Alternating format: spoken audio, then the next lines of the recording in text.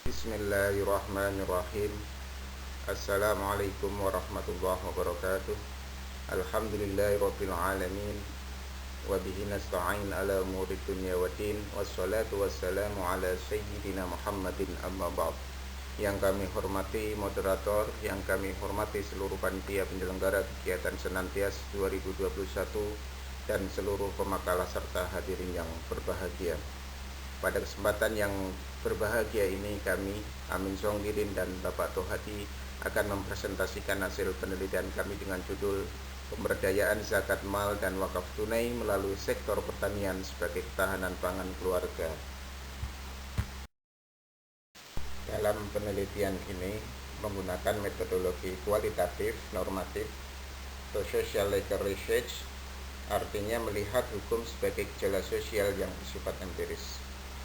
Mendeskripsikan zakat dan wakaf sebagai penguatan sektor pertanian untuk ketahanan pangan keluarga, menelaah Undang-Undang Nomor 23 Tahun 2011 tentang pengelolaan zakat, kemudian juga Undang-Undang Republik Indonesia Nomor 41 Tahun 2004 tentang wakaf, dan Fatwa Majelis Ulama Indonesia Nomor 4 Tahun 2003 tentang zakat untuk investasi.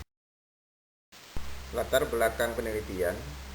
Pertama, sebagian besar penduduk Indonesia berpenghasilan dari sektor pertanian, termasuk pemasok pangan adalah pertanian.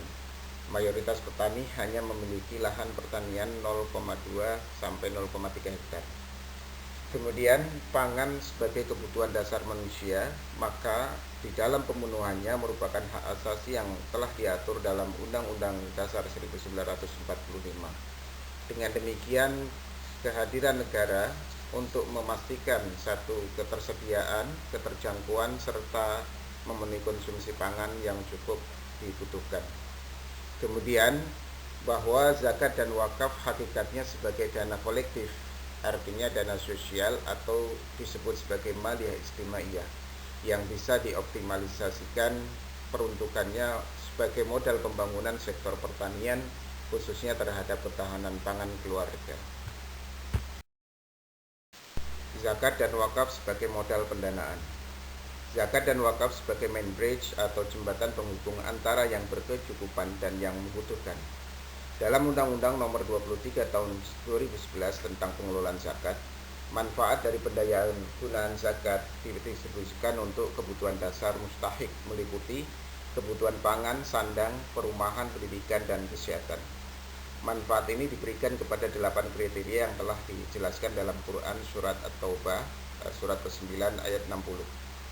Mekanisme penyalurannya dilakukan dengan diberikan langsung secara konsumtif dan tidak langsung atau secara produktif. Sebagaimana pasal 27 bab 3 tentang pendayaan menjelaskan, 1. Zakat dapat didayagunakan untuk usaha produktif dalam rangka penanganan fakir miskin dan peningkatan kualitas umat. Kemudian yang kedua, pendayaan zakat untuk usaha produktif sebagaimana dimaksud pada ayat 1 dilakukan apabila kebutuhan dasar mustahik telah terpenuhi.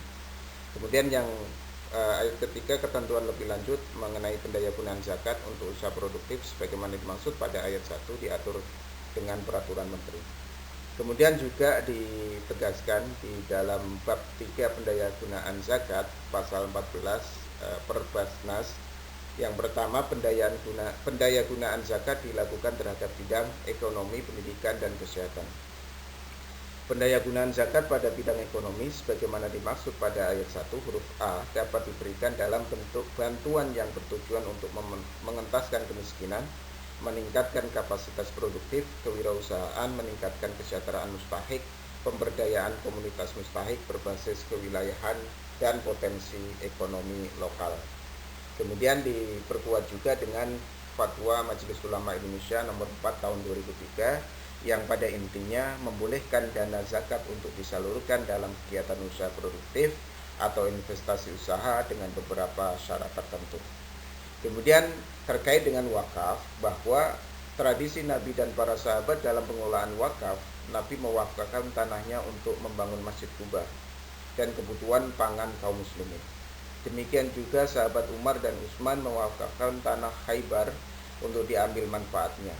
Sahabat Abu Bakar mewakafkan tanahnya di Makkah untuk ahli keluarganya. Kemudian sahabat Ali radhiyallahu an mewakafkan tanah yang sangat subur untuk diambil manfaatnya, serta sahabat Mu'ad bin Jabal mewakafkan rumah untuk pemondokan, dan para sahabat yang lain.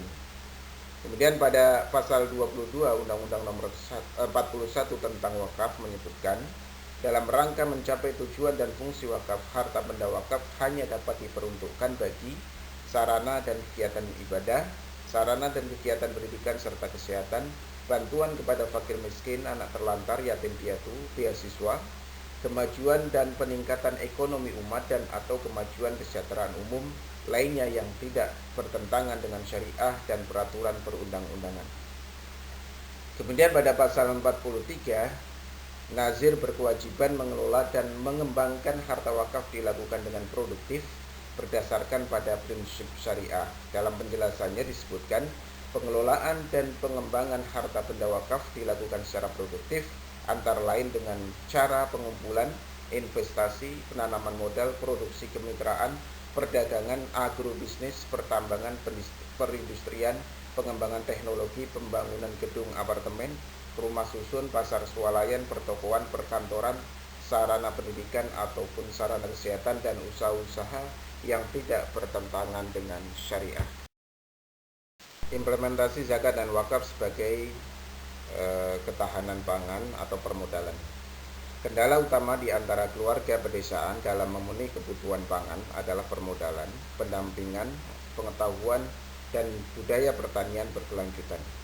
Untuk mengatasi kendala tersebut, manfaat zakat dan wakaf bisa dijadikan sebagai alternatif. Mekanisme penyaluran atau permodalan bisa dengan beberapa cara, yaitu melalui skema bagi hasil atau yang disebut dengan mudharabah. Kemudian yang kedua, qardul hasan atau pinjaman 0% baik bagi hasil maupun administrasi. Kemudian yang ketiga adalah penguatan usaha melalui musyarakah. Kemudian yang keempat adalah sedekah dan hibah atau yang disebut dengan khairiyah. Program ketahanan pangan. Dari gambar tersebut bisa dijelaskan bahwa pertama, lembaga amil zakat dan badan wakaf memberikan pendanaan kepada mustahik dalam bentuk dana atau uang maupun berupa paket bibit-bibit tanaman dan hewan ternak yang siap untuk dipelihara. Kedua, lembaga amil zakat dan badan wakaf menyiapkan sumber daya manusia dan teknologi, berfungsi sebagai pendampingan dan marketing atau pasar. Bidang ini dimaksudkan mendampingi dalam proses perencanaan, pelaksanaan, monitoring, pemasaran, dan evaluasi. Bersama mustahik berdiskusi dan mengembangkan model pengembangan ketahanan pangan yang sesuai dengan kondisi geografis desa. Kemudian yang ketiga, mustahik melaksanakan program ketahanan pangan yang telah direncanakan bersama dengan pendamping. Diharapkan dari program dimaksud mampu menghasilkan kebutuhan pangan yang cukup ketersediaannya dan cukup keseimbangan nutrisi dan gizinya. Teknisnya, mustahik melaksanakan program ketahanan pangan sesuai dengan standar operasional prosedur yang telah ditentukan oleh pendamping. Untuk menghasilkan pangan harian, seperti contoh memelihara itik sebanyak 20 ekor. 2 diantaranya adalah pejantan. Harapan jumlah telur 16 butir. Untuk memenuhi kebutuhan gizi dalam sehari misalkan 6 butir. Selebihnya 10 butir dijual melalui marketing. Demikian juga pada item hewan ternak, buah-buahan, dan sayuran, serta lain sebagainya. Jika ada surplus, maka ditampung oleh marketing untuk dipasarkan. Pembudayaan kegiatan ketahanan pangan dengan menerapkan sistem pertanian terpadu dalam skala mini atau rumahan. Dengan menerapkan sistem ini cukup signifikan dalam memenuhi kriteria pembangunan pertanian secara berkelanjutan, sebab menggunakan bahan organik, dikembangkan ke arah pada lokal wisdom, sumber daya lokal. Tujuan sistem ini adalah menekan seminimal mungkin masukan dari luar, pada akhirnya dampak negatif dapat dihindari dengan cukup maksimal. Namun demikian, kepemilikan rata-rata petani di Indonesia sebagai usaha pertanian kian menyusut.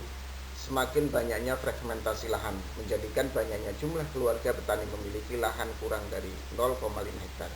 Rata-rata hanya memiliki 0,3 sampai 0,4 hektar. Bisa disebut dengan petani kurun.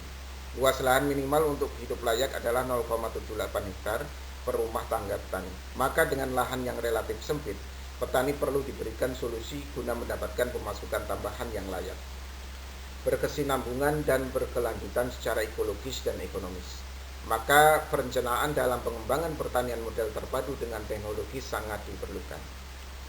Penerapan pertanian terpadu atau low external input dan Sustainable Agriculture atau LESA dengan mengintegrasikan tanaman, ikan, unggas, kambing, binatang ternak memberikan produktivitas lebih tinggi daripada sistem padi-padi serta layak secara ekologis dan ekonomis sebagai sebuah alternatif ketahanan pangan keluarga. LESA bisa diterapkan untuk setiap keluarga mini, tetapi juga bisa secara berkelompok atau kolektif.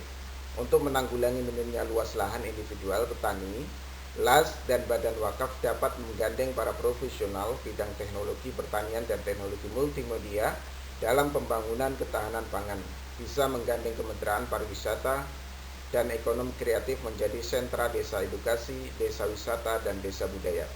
Ketahanan pangan model Asia yang diperkuat dengan teknologi kedepannya diproyeksikan sebagai sentra pertanian komprehensif, di mana produksi dan pemasaran dijalankan sekaligus dengan membangun agriculture industri dan farming market.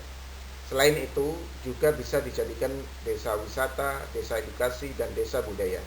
Desa edukasi dimaksudkan sebagai lapangan pendidikan dan pelatihan praktikum pendidikan. Desa wisata dipahami sebagai agrowisata. Setiap pengunjung bisa menginap di hunian ala masa lampau, menikmati segarnya udara, serta menikmati hasil bumi diolah secara higienis, kaya gizi dan nutrisi. Sedangkan desa budaya tentu sebagai upaya pembudayaan pola pertanian terpadu yang syarat akan nilai-nilai kearifan lokal, namun tetap memiliki nilai keekonomian yang tinggi.